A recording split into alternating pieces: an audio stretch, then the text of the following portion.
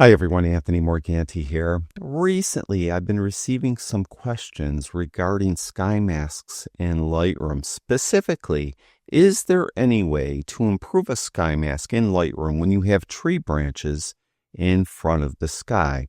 For example, I have this image here, and obviously there's some tree branches in front of the sky. If I wanted to apply a sky mask, of course, I would go to masking and I would click on the sky button. And you'll notice for this specific example, that when I applied the sky mask, there's a lot missing around those branches. And I think it's a little more obvious if I take exposure all the way down. You can see there's quite a bit of haloing there. Well, I've been experimenting with different ways to improve a sky mask, and I think I've come up with something. Now, I'm going to say up front, it's not perfect, but I think you'll find that if you try it, it will improve a sky mask in most instances. Now, I'm going to get rid of this sky mask and I'm going to click delete all mask. Now, what I've come up with is a way to apply a different type of mask first, then intersect that different type of mask with another type of mask, and then add to the result a sky mask. And what I found is I'm able to fill in most of those areas that were missing around the branches. So the type of mask that I found should be applied first is a color range mask. So we're going to go over here to where it says range, and we're going to click on color range. And when you do, you'll have an eyedropper. Click on the sky with the eyedropper. So I'm going to click right there, and you'll notice I have a mask. Now, it not only masked parts of the sky, but it also masked the water. And if there were anything else that was a similar color to the sky, that being blue, all of that would get masked. But don't worry about it. We're going to fix that when we intersect this mask with a different mask. But at this point, you'll notice there's still a lot missing around those branches. So we need to improve that. When you use a color range mask, you'll have a refine slider. And if you take the refine slider to the right, you'll start to fill in those areas that were missing. And you can see that it did a pretty good job. It selected more of the water though. So what we need to do now is intersect this color range mask with another type of mask that will exclude the water. The type of mask you're going to use is a brush. So we're going to go up to where it says mask 1, and we'll go down here to intersect mask with, and then down to brush. If you're not familiar with intersecting a mask, when you intersect two masks, the only part that will be masked is the areas where the two masks overlap. So if I have a color range mask that is selecting most of the sky and most of the water, and I intersect it with a brush, only thing that's going to be left is where I apply my brush stroke. So I'm going to apply my brush stroke up here at the top by these branches here. And I'm going to be careful not to apply a brush stroke on the water because I don't want to mask the water at all. So I'll just do it very quickly, but we'll get these branches over here, and then we'll get these ones over here. And like this. Now you may be tempted, after you're done here, to just apply brush strokes to the rest of the sky and then call it a day. But you'll see I overlapped a little bit on the trees far off in the distance. And what I found is that you'll actually improve the mask even around some of the branches if you add to this mask now a sky mask. So we'll go to add, and we'll go down to sky. Now you see that we have a much better selection. We don't have all that haloing around the branches. Now I mentioned it's not perfect. If I take exposure down, you can see that there's still a little haloing over here, but it is much improved. Now I could do an edit. Now this sky was really boring. I'm just using it for a demonstration because of the trees. But let's just say I wanted to go to effects and maybe add clarity and texture. Now, granted, most often you're not going to be dealing with a sky that is like just blue. You're going to have clouds in the sky, and maybe you'll have different colors in the sky. Well, what do you do if you're faced with that situation? Well, let's go to another image here. Here's an image where we have quite a few clouds, and we have some blue sky as well, and we have those branches. Now, if I just did a sky mask again, you'll notice that we're missing a lot of areas around the branches, and there isn't a refine slider for a sky mask, so I can't like refine it and add those missing areas. And if I go to, let's say, tone, and I take exposure all the way down, you can see that there's a lot of haloing around those branches. So let's get rid of this mask and let's use the method I just demonstrated. We'll go to range and we'll click on color range. We have our eyedropper. We'll click on the blue sky right in the middle. Now, it added quite a bit, but it is missing quite a bit still. So we'll go to this refine slider, move it to the right.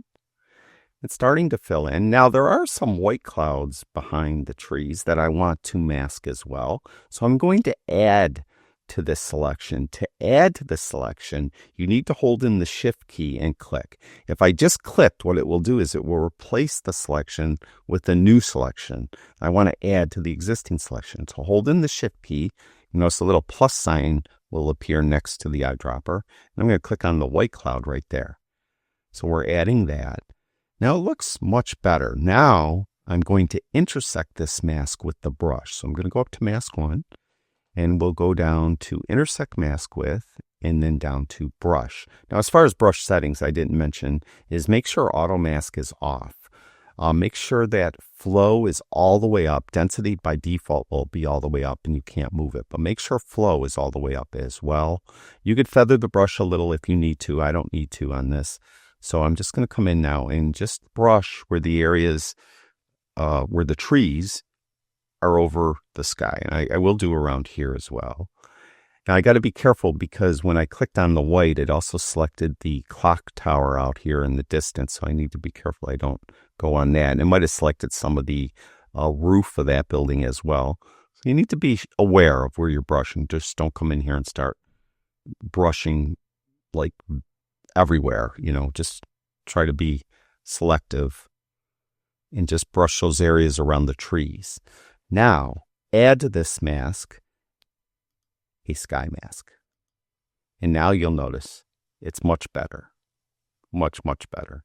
Now, we could do a real edit to this. Let's say we go down to effects and add some clarity and some texture. Maybe we'll go to tone. I'm going to take exposure down a little bit. Maybe add some contrast. You could see that it worked very well for this example. Now, let's go to another example, and I'll show you another way that you could maybe improve the mask around the edges. We have this example here.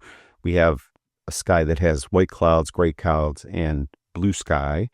If we go to masking and I just click on sky, you'll notice there's a ton of haloing here. So this would fail miserably. So we'll delete this mask. And again, we'll go to range and we'll get a color range. And for this, I want to try to click somewhere that is kind of between branches, like right here maybe will work. And what you got to be careful though is sometimes it will select some of the green because it kind of just doesn't look directly under where you click like that, like 1 pixel. It does like an 8 or 10 pixel square or circle around that area, and it might grab some of the green, and we don't want it to do that. But you can see it improved. It looks pretty good. So we'll go to the refine slider, move it to the right.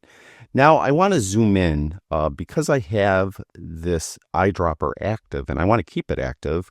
To zoom in, just hold in the space bar and you'll zoom in and you can see that there is still some blue areas. Now on my magic mouse with my Mac, I could just drag my finger on it, move around. If your mouse doesn't work that way, what you could still do is hold in the space bar and then you could click and drag around like that. So what we need to do here, I think, is to add to this, find an area like this or like this. See, there's part that is masked and then there's part that isn't masked. What you could do is hold in that shift key so you're adding to it and click on that blue part, but you might still get some of the green, so you have to be careful. So click there, and it did pretty good. It might have overlapped on the green a little. Let me undo it. Hit Command Z as in zebra or Z on a mouse, Control Z on a PC, Command Z on a Mac, Control Z on a PC. What I found too is if it's over selecting when you click on the blue part here, just click on the red part and it will add to it. So hold in the shift key and click on the red part that is near the blue part and it will do a better job. You can see that it did. Now we'll zoom back out. To do that, I'm going to go to the left panel and go to fit. So I'm putting it back to screen. I think that looks actually pretty good. So I'm going to intersect this mask now with a brush. So we'll go to mask 1. We're going to go to intersect mask with a brush. And I have the same settings of the brush, flow all the way up. Make sure auto mask is not checked. Then we'll come in here and we'll make sure that we get, I'm going to just, for speed purposes, get a super big brush. And come in here and select this area here, and this area in here, like that. And then we're going to add to this mask a sky. And now you'll notice it's improved quite a bit. Now, there might be some areas in here that didn't seem to look right. What you could do is, if you want to, you could add with another brush. I'm trying to get these other areas to be equal. You can see they're masked, but they're not masked as heavily as everywhere else. Didn't want to do that, so I'll do that. But again, I'm not going to worry about it. I think that looks all right. Then I'll reset that. What I could do here is go to effects, and you'll see it'll look fine. You see, add some clarity and some texture. Go to tone, we'll add some contrast. We're going to just overdo it a little bit and maybe bring exposure a little bit down like that. And that looks pretty good. So that's what I've come up with how to improve a sky mask. Most instances, I think you'll find it will work pretty well.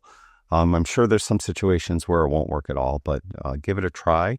One thing I do want to mention very quickly, let me go back to the first one, is let me get rid of the mask, is another way you could get a color range mask is when you get the color range eyedropper, instead of just clicking to get more shades of blue in the mask, what you could do instead of just clicking is you could draw out like a rectangle like that, and every shade of blue that is in that rectangle will get masked. And that's one way you could maybe get more of a selection around those branches. So just be aware of that. I tend to just click once. Most instances I found once I do that and then I take this refine slider to the right, it does a good enough job of getting all the areas around the edges of the leaves. But the more you know, the better it will be for you to achieve what you want to achieve. Thank you, everyone who watches my videos. I really do appreciate it. Talk to you guys soon.